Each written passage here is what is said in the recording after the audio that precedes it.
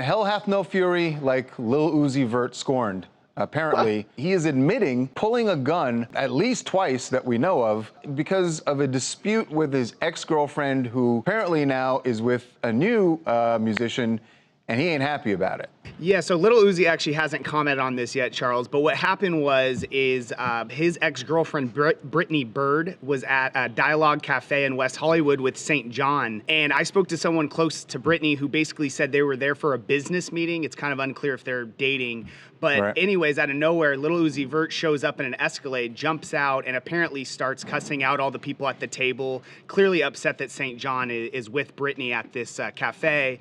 Anyways, what ends up happening is him and St. John got into it, and apparently his gun fell out and fell on the ground, and that's when Brittany approached Lil Uzi, and then allegedly he stuck the gun into her stomach and also hit her. So pretty big allegations. Yeah, no, and she, and just hours later, she went to the West Hollywood Sheriff's Department and filed a police report. So this is serious stuff, by the way. This is not just, oh, I was pissed off and I just went to this restaurant. I mean, if her account is correct, this could mean serious charges against him. And it happened in such a public setting that it's not going to be, this is not going to be a case of her word against his. I mean, there are, I'm sure, plenty of witnesses who saw whatever happened when he got into this dispute. Well, you know, it's interesting. Our TMZ celebrity tour bus was actually in that area right when this happened, and our guide, Mel, said that she spoke to 3 waiters at the restaurant, all of whom watched this. So there are multiple witnesses. And I'll tell you, if her account is correct, Uzi's in some trouble. So he hasn't said anything. What about in St. John? What we're told, Devin, you're saying this is not a romantic thing between him and Brittany? So Lil Uzi and St. John both have yet to publicly comment on this incident, but I was told from people close to both of them that they're just friends and they like collaborate and stuff, and that this was actually a business meeting. There are other executives and artists at the table as well, but clearly Lil Uzi saw it as maybe possibly a date or something. I don't know. Yeah, I have to tell you, Devin, I heard exactly the same thing, that there was a feeling that they were dating, and he may well have felt that, and that's why he confronted them. So that it just sounds like that's lining up.